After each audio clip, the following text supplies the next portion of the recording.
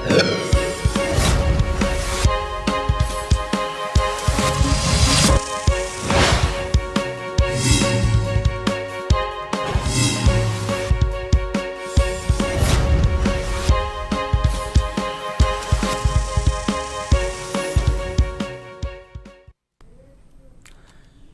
जन उत्तराखंड में आप सभी का स्वागत है। मैं हूं प्रभात। बुलेटिन में सबसे पहले रुक करेंगे इस वक्त की हेडलाइंस का।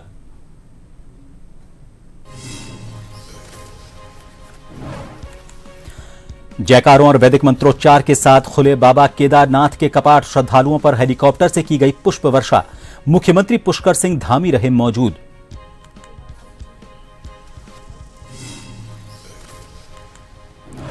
नाबालिग से दुष्कर्म मामले में हाईकोर्ट ने लिया संज्ञान। पुलिस को दिए शांति व्यवस्था बनाए रखने के निर्देश। सोशल मीडिया पर भी रखी जाए नजर।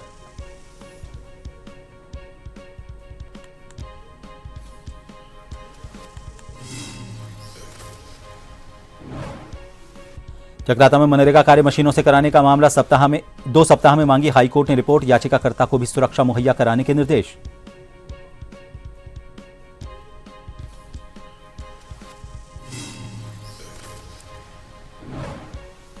उत्तराखंड में नहीं थम रहा शराब की दुकानों का विरोध। रामनगर में दर्जनों महिलाओं ने एसडीएम को सौंपा ज्ञापन। दी आंदोलन की चेतावनी।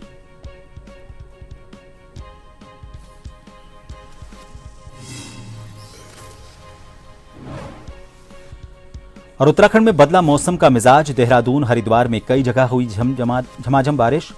लोगों को गर्मी से मिली थोड़ी राहत।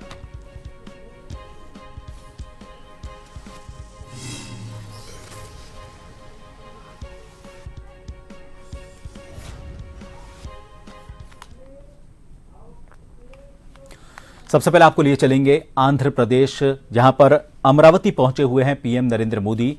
कार्यक्रम की सीधी तस्वीरें आपको दिखा रहे हैं। मुख्यमंत्री एन चंद्रबाबू नायडू भी इस वक्त मंच पर मौजूद हैं। भारी संख्या में लोग इस कार्यक्रम में पहुंचे हुए हैं। अमरावती में यह कार्यक्रम हो रहा है। डिप्टी सीएम पवन कल्याण भी इस कार्यक्रम में हैं और पीएम मोदी के पहुंचने पर उद्घोष के साथ उनका स्वागत किया जा रहा है। అద్భుతం పరమాద్భుతం మన ప్రధానమంత్రి వర్యులు శ్రీ మోదీ గారు విచ్చేశారు. మోదీ గారు అంటేనే దేశ గారి యొక్క ఒక గౌరవాన్ని కాపాడేటువంటి ఒక ధీరుడు, ఒక దృఢమైన శక్తి, ఒక సమైక్య భారతానికి ప్రతీక. యావత్ ప్రపంచంలోనే అగ్రగామి దేశంగా మన దేశాన్ని తీర్చిదిద్దేటువంటి మూర్తి నరేంద్ర మోదీ గారికి స్వాగతం పలుకుతూ ఇప్పుడు ప్రత్యేకంగా వారికి సన్మాన కార్యక్రమం. It gives us great pleasure to welcome the Honorable Prime Minister, and I now request our Chief Minister Sri Nara Chandrababu Naidu garu to felicitate the Honorable Prime Minister. This is our very own PM Modi यहां पर पहुंचे हुए हैं। आपको बता दें करीब 58,000 करोड़ की कई योजनाएं हैं जिनकी सौगात इस प्रदेश को मिलने वाली है। मुख्यमंत्री एन चंद्रबाबू नायडू दुपट्टा उठाकर पीएम मोदी का स्वागत कर रहे हैं।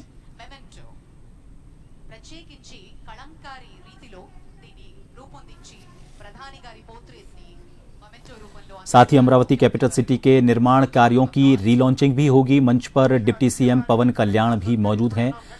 नरेंद्र मोदी की तस्वीर जो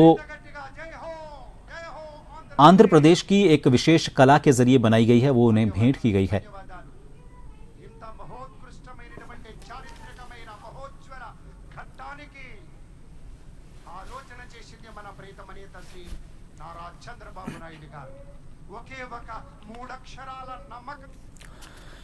डालेंगे कुछ और खबरों पर नजर। मुख्यमंत्री पुष्कर सिंह धामी ने मुख्यमंत्री आवास में उच्च स्तरीय बैठक के दौरान अधिकारियों को सख्त निर्देश दिए कि राज्य में कानून व्यवस्था का उल्लंघन करने वालों पर कड़ी कार्रवाई की जाए। नैनीताल में नाबालिग पीड़िता के साथ हुई घटना पर अपराधियों पर कड़ी कार्रवाई के निर्देश मुख्यमंत्री ने दिए। उन्होंने जिला प्रशासन नैनीताल को निर्देश दिए कि पीड़िता की देखभाल और उसके परिवार को पूरी सुरक्षा मुहैया करवाई जाए। मुख्यमंत्री ने कहा कि सरकार पीड़िता और उसके परिवार के साथ मजबूती के साथ खड़ी है। मुख्यमंत्री ने अधिकारियों को सख्त निर्देश दिए कि सोशल मीडिया और अन्य माध्यमों से भ्रामक जानकारियां देने और अफवाह फैलाने वालों की तत्काल पहचान कर उनके खिलाफ कड़ी कानूनी कार्रवाई की जाए। मुख्यमंत्री ने कहा कि राज्य में श्रद्धालुओं और पर्यटकों की सुरक्षा की दृष्टि से पूरी सतर्कता बरती जाए।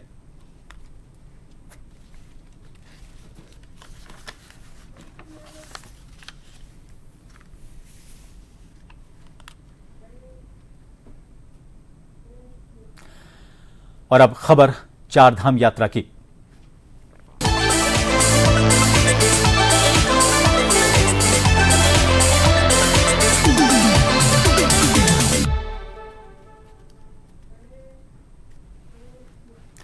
रुद्रप्रयाग स्थित विश्व प्रसिद्ध 11वें ज्योतिर्लिंग श्री केदारनाथ धाम के कपाट विधि विधान से खुल गए हैं। मुख्यमंत्री पुष्कर सिंह धामी भी कपाट खुलने के साक्षी बने।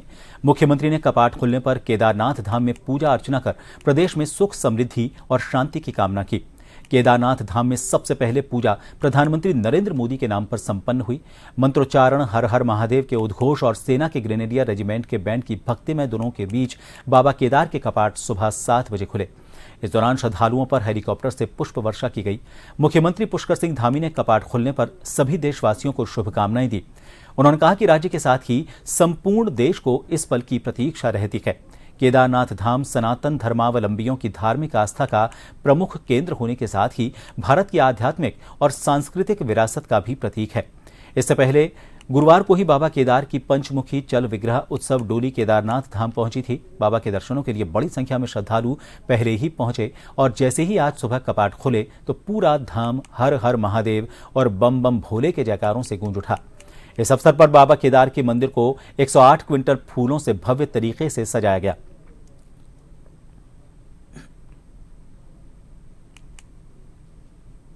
यात्रा का 2024 का जैसे ही यात्रा वो संपन्न हुई थी, उस यात्रा के संपन्न होते ही हमने 2025 की यात्रा की तैयारी शुरू कर दी थी। ये यात्रा हमारी प्रत्येक वर्ष बढ़ रही है और इस वर्ष हमको पूरी बाबा की कृपा से ये यात्रा अच्छी हो, इसके लिए समस्त विभागों की मॉनिटरिंग मेरे स्तर पर भी की गई है। केदारनाथ धाम के कपाट खुलते ही उत्तराखंड के सीएम पुष्कर सिंह धामी ने कहा कि तीर्थयात्रियों की यात्रा को आरामदायक बनाने के लिए सभी इंतजाम किए गए हैं। परिवहन, पंजीकरण आदि सुविधाओं का आकलन कर व्यवस्थाएं की गई हैं। हमारी पहली प्राथमिकता तीर्थयात्रियों की सुरक्षा सुनिश्चित करना है। से प्रारंभ हो गई है अक्षय तृतीया के दिन से गंगोत्री और यमुनोत्री धाम के कपाट खुलने के दिन से, और आज विधिवत रूप से बाबा के भी कपाट खुल गए हैं। आने वाले सभी तीर्थयात्रियों को हमारा यही रहेगा कि सभी प्रकार के प्रबंध यहाँ यात्रा के किए गए हैं और यात्रा उनकी आसान हो। यातायात की व्यवस्था है, रजिस्ट्रेशन की व्यवस्था है, सड़क में परिवहन की व्यवस्था है, सभी व्यवस्थाओं का आकलन किया गया और विशेष रूप से सुरक्षा की दृष्टि से भी सभी प्रबंध किए गए हैं, क्योंकि हमारी सर्वोच्च प्राथमिकता है जो भी तीर्थयात्री श्रद्धालु यहाँ आ रहे हैं उनकी सुरक्षा सुनिश्चित हो, उसकी दृष्टिगत सभी प्रकार के प्रबंध हैं। विश्व प्रसिद्ध 11वें ज्योतिर्लिंग श्री केदारनाथ धाम के कपाट खुलने के अवसर पर केदारनाथ में मुख्यमंत्री पुष्कर सिंह धामी ने मुख्य सेवक भंडारा में श्रद्धालुओं को प्रसाद वितरित किया। इस दौरान उन्होंने केदारनाथ की स्वच्छता में लगे पर्यावरण मित्रों, पुनर्निर्माण कार्य में अपना महत्वपूर्ण योगदान देने वाले लोगों को सम्मानित भी किया। सीएम धामी ने सपत्नीक मुख्य सेवक भंडारा के तहत श्रद्धालुओं को प्रसाद वितरण किया और भोजन परोसा। अपने बीच मुख्यमंत्री को पाकर श्रद्धालु बेहद खुश नजर आए। इस दौरान हजारों की संख्या में लोगों ने मुख्य सेवक भंडारा का प्रसाद ग्रहण किया। मुख्यमंत्री ने केदारनाथ आए श्रद्धालुओं से मुलाकात की और उनसे यात्रा को लेकर की गई व्यवस्थाओं का फीडबैक लिया। यात्रा के लिए राज्य सरकार की तरफ से की गई विभिन्न व्यवस्थाओं के लिए श्रद्धालुओं ने मुख्यमंत्री का आभार जताया।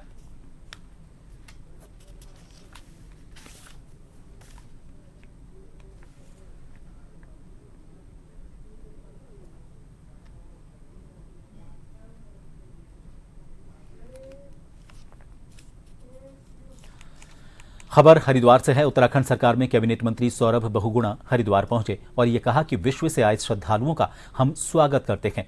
सरकार द्वारा काफी अच्छे प्रबंध श्रद्धालुओं के लिए किए गए हैं। सबसे ज्यादा जो रजिस्ट्रेशन हुए हैं वो बाबा केदारनाथ धाम के हुए हैं। हमारे चारों धाम खुल रहे हैं। मैं सभी यात्रा पर आए श्रद्धालुओं का स्वागत करता हूं। श्रद्धालुओं की ये यात्रा सुगम हो और सभी व्यवस्थाओं से लैस हो, और सरकार ने काफी अच्छी व्यवस्था भी श्रद्धालुओं के लिए की है।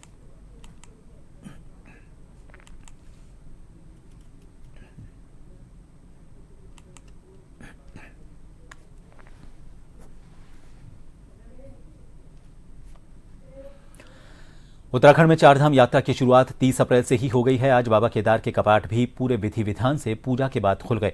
बाबा के कपाट खुलते भी बड़ी संख्या में श्रद्धालु भी बाबा के दर्शन के लिए पहुंचे। 4 तारीख को बद्रीनाथ धाम के कपाट भी खुल जाएंगे। चारधाम यात्रा को लेकर बड़ी संख्या में श्रद्धालुओं ने रजिस्ट्रेशन करा रखे हैं।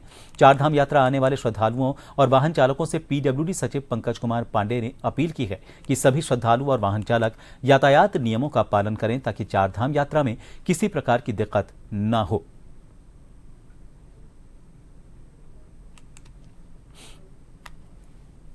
देखिए, मैं यात्रियों से सिर्फ यही कहना चाहूँगा कि जो यातायात के नियम है उसका पालन करें। ड्राइवर को पूरी नींद मिलनी चाहिए, ड्राइवर ट्रेंड होने चाहिए, रैंडमली नहीं चलाएं, थोड़ा ध्यान से चलाएं, और जहां ओवरटेकिंग के लिए जगह नहीं वहां ओवरटेक नहीं करें, क्योंकि पहाड़ की स्थिति डिफरेंट होती है। तो जो प्लेन के ड्राइवर्स हैं वो थोड़ा ध्यान रख के चलाएं। अगर नियमों का पालन करेंगे तो किसी तरह की कोई दिक्कत नहीं आनी चाहिए।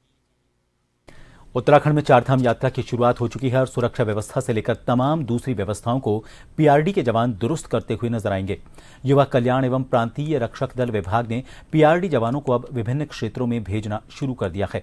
युवा कल्याण एवं प्रांतीय रक्षक दल विभाग के डीओ प्रमोद पांडे ने बताया कि पुलिस की ओर से 270 जवानों की मांग की गई थी। इसके अलावा कई अन्य विभागों से भी पीआरडी के जवानों को चारधाम यात्रा मार्ग में लगाए जाने की सिफारिश की गई थी।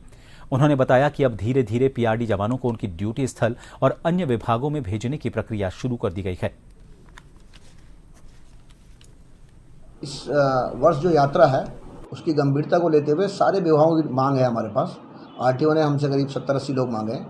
नगर पालिका मसूरी ने भी हमसे यात्रा सीजन को देखते हुए मांगा है। तो इस समय हम प्राथमिक रूप से पुलिस विभाग को 150 पीआरडी स्वयंसेवक उपलब्ध करा रहे हैं, जिसमें से 100 पीआरडी का डिप्लॉयशन हमने कल कर दिया है और 50 हम आज करने जा रहे हैं। नगर से लेकर कालसी से लेकर अपना ऋषिकेश पर इन सब जगह रहेगी। जितने भी हमारे शहर प्रदेश को छूने वाली सीमा है, यहाँ पर जो चेक पोस्ट है उन पर रहेगी। यातायात पे हम विशेष जोर दे रहे हैं इस बार, उसमें हमने 40 लोग यातायात देते हैं।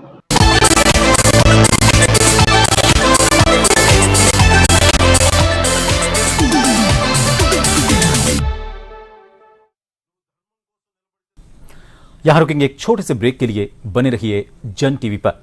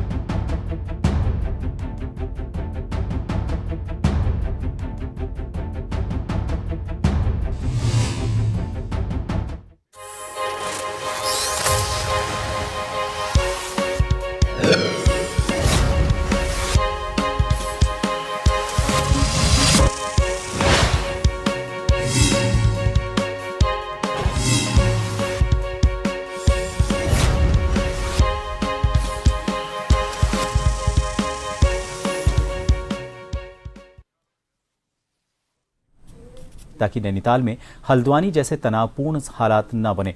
वरिष्ठ न्यायमूर्ति मनोज कुमार तिवारी और न्यायमूर्ति विवेक भारती शर्मा की खंडपीठ के समक्ष मामले की सुनवाई के दौरान ये मामला उठा। इस मामले में पेश हुए कुछ अधिवक्ताओं ने नैनीताल की उस घटना का उल्लेख करते हुए हल्द्वानी कोर्ट जाने की बात कही। इस पर न्यायमूर्ति मनोज कुमार तिवारी ने बुधवार को हुए बवाल का संज्ञान ले लिया। उन्होंने वहां पर मौजूद उप महाधिवक्ता JS विर्क से जानकारी ली। उन्होंने बताया कि नैनीताल में शांति व्यवस्था के लिए पुलिस फोर्स लगाई गई है।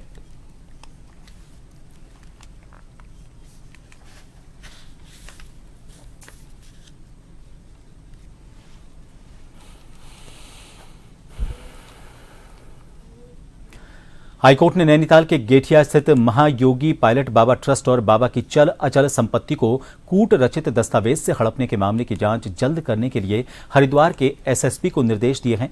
कोर्ट ने याची से कहा है कि उन्हें खतरा हो तो SSP को सुरक्षा के लिए प्रार्थना पत्र दें।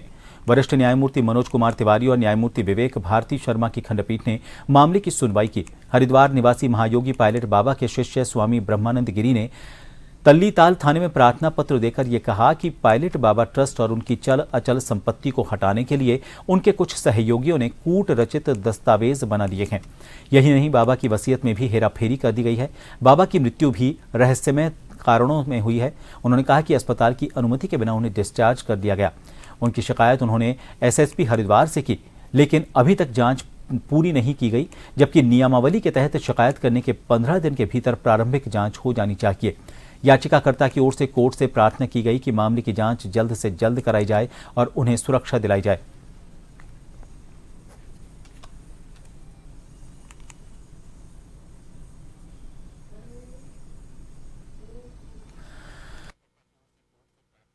मनरेगा के कार्य JCB और अन्य मशीनों से करने पर राज्य सरकार को मामले की जांच कर 2 सप्ताह के भीतर रिपोर्ट पेश करने के निर्देश दिए हैं। कोर्ट ने चक्राता थाना प्रभारी से कहा कि यदि याची को जान माल का खतरा हो तो उसकी सुरक्षा पर ध्यान रखा जाए। कोर्ट ने मामले की अगली सुनवाई के लिए 19 मई की तारीख तय की है। मुख्य न्यायाधीश G नरेंद्र और न्यायमूर्ति आलोक मेहरा की खंडपीठ ने मामले की सुनवाई की। चक्राता निवासी राजेंद्र सिंह चौहान ने हाईकोर्ट में जनहित याचिका दायर कर यह कहा था कि केंद्र सरकार ने मनरेगा के तहत ग्रामीणों को रोजगार देने के लिए योजना बनाई।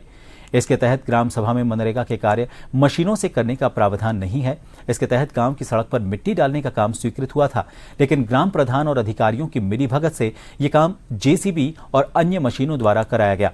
याचिका में कहा गया कि ग्राम प्रधान ने श्रमिकों के बैंक खातों में हेराफेरी कर अपने चहेतों को भुगतान करना दिखाया है। याचिकाकर्ता है की ओर से इस प्रकरण की जांच CBI से करने की मांग की गई।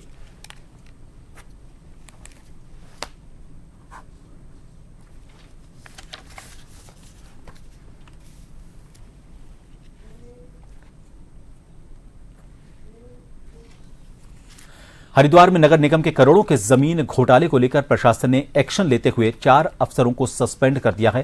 करीब 54 करोड़ के इस खेल का कच्चा चिट्ठा खुलते ही बीजेपी नेता विशाल गर्ग ने कहा कि हरिद्वार की पवित्र भूमि पर भ्रष्टाचार बिल्कुल नहीं चलेगा। हरिद्वार नगर निगम में सराय की जमीन खरीद में हुए घोटाले की जांच की बात करें तो इस पर अब गाज गिरी है, और गिरी भी तो इतनी जोर से कि 4 बड़े अफसरों की कुर्सी चली गई।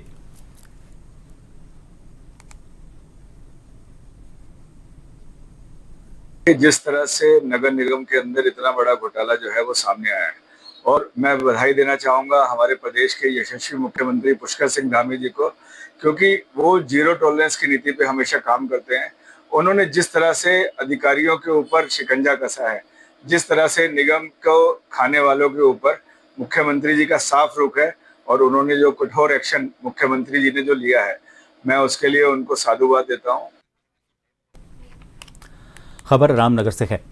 रामनगर के अंतर्गत ग्राम मालधन चौड़ और पाटकोट क्षेत्र में शराब की दुकानें खोली गई और दुकानों का ग्रामीण लगातार विरोध कर रहे हैं। हालांकि जनता के विरोध के बाद कुछ दिन बाद ही मुख्यमंत्री ने अपनी घोषणा को वापस लेते हुए यह कहा था कि अब नई शराब की दुकान नहीं खोली जाएंगी, लेकिन मुख्यमंत्री की घोषणा के बाद भी आज भी शराब की नई दुकान बंद करने को लेकर कोई आदेश नहीं आया।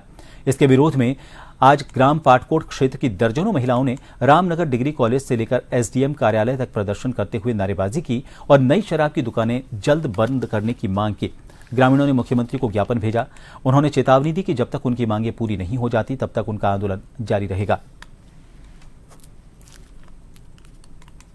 हमारे गांव में ये सरकारी शराब की दुकान का अभी टेंडर हुआ है और एक दुकान खोल दी गई, जिसके विरोध में महिलाएं 1 अप्रैल से लगातार धरने में बैठी हुई हैं और आज 1 महीना 2 दिन हो चुके हैं उनको धरने में बैठे हुए। और आज हमने ये विरोध प्रदर्शन की रैली रामनगर में निकाली हुई है। हम मुख्यमंत्री को SDM के माध्यम से एक ज्ञापन सौंपने वाले हैं, जिसमें हम चाहते हैं कि पाटकोट रोड से ये शराब की दुकान का ठेके को पूर्णतः निरस्त किया जाए। हमारे गांव में ये सरकारी देसी अंग्रेजी शराब की दुकान खुली हुई है, जिसे 1 महीना 2 दिन हो गए हैं। सरकार की तरफ से हमें आश्वासन तो घोषणा में धामी जी ने दिया था, लेकिन अभी तक उसका कोई हमारे पास लिखित आदेश नहीं आया है और हमारे साथ बार बार ये छल किया जा रहा है। कल हमारे वहाँ से दुकान से तो शराब हटा दी, यहाँ ले आए, लेकिन निरस्तीकरण का आदेश नहीं आया है।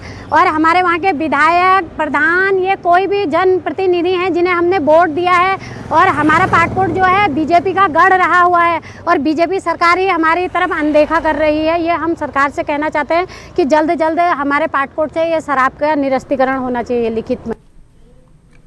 हल्द्वानी में हिंदूवादी संगठनों ने हिंदू नेता की गिरफ्तारी के विरोध में कोतवाली का घेराव किया। हिंदूवादी संगठनों का कहना है कि जिस प्रकार से नैनीताल में एक जिहादी द्वारा एक नाबालिग बच्ची से दुष्कर्म किया गया था, उसके बाद नैनीताल में हिंदू लोगों ने जमकर विरोध किया। इसके चलते शांतिपूर्ण तरीके से हल्द्वानी में विपिन पांडे हिंदूवादी संगठन का नेता एक साधारणपूर्ण बैठक कर रहे थे, जिसके चलते पुलिस ने विपिन पांडे को गिरफ्तार कर लिया।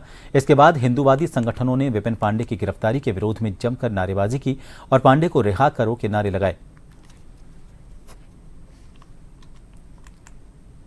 देखिए, कल परसों में जो घटना नैनीताल में हुई है, जिससे पूरा जिला, पूरा प्रदेश, सब लोग हिल चुके हैं। एक मुस्लिम, मैं कहूँगा बुजुर्ग व्यक्ति द्वारा एक छोटी हिंदू बच्ची के साथ ऐसी घटना हुई है, जिसको लेकर सब शर्मसार भी हैं और सब अंदर से हिले हुए हैं। उसी को लेकर हम लोग लगातार मांग उठा रहे हैं कि जो भी इस जिले में कार्य करेगा या प्रदेश में कार्य करेगा, अपनी पहचान बताए, अपना नाम बताए और कारोबार करे। मना ही नहीं है, सब स्वतंत्र है कारोबार करने के लिए, लेकिन आपको अपनी पहचान बतानी पड़ेगी। इसी मांग को लेकर हमारे भाई विपिन पांडे आज कटघरिया में प्रदर्शन कर रहे थे, अपनी बातों को रख रहे थे, तो पुलिस जबरन उनको उठा लाई है और किस चौकी में रखा, किस थाने में रखा, हम लोग को ये भी पता नहीं है।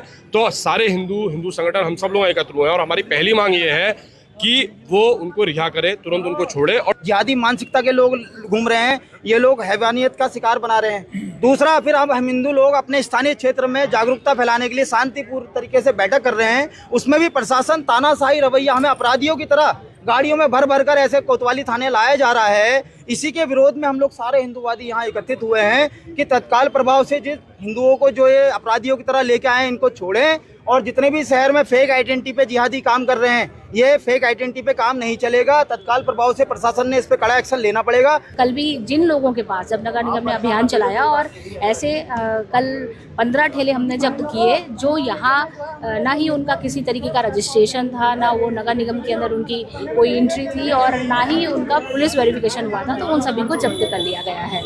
क्या कार्रवाई की गई है? देखिए, हमने उनके सामान को जब्त कर लिया गया है। बाकी प्रशासन के स्तर पर जो पुलिस वेरिफिकेशन नहीं हुआ है, उसमें सराहनीय कार्रवाई भी की जा रही है और ये कार्रवाई निरंतर जारी रहेगी। देखिए, कुछ डिमांड्स थी, उन डिमांड्स पे अभी आगे कार्रवाई का आश्वासन दिया गया और मैं भी अश्योर करूँ कि सारी डिमांड्स जो हैं उन पे पूर्ण रूप से कार्रवाई हो और हमारी पब्लिक जो है वो पूरी तरह मतलब उस चीज़ को लेकर सेटिस्फाइड रहे और कुछ आश्वासन दिए गए हैं वो पूर्णतः लागू किए गए। बालिका के साथ जिस प्रकार का उसको कहना चाहिए ऐसा कृत्य कि वास्तव में बड़ा दुर्भाग्य, लेकिन हिंदुस्तान में कानून का राज है।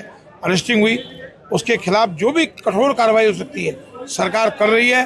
भाजपा के देखिए, अब क्या है कि स्वाभाविक रूप से कोई उनका कहना चाहिए आक्रोश व्यक्त किया है और अभी वार्ता चल रही है और इस प्रकार हम भी नहीं चाहते हैं कि क्योंकि कानून भी अपना काम कर रहा है, तो कहीं ना कहीं अगर ऐसा कहे तो इनसे वार्ता चल रही है कि इस प्रकार का वातावरण न बनाए।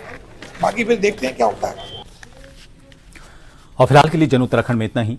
नमस्कार।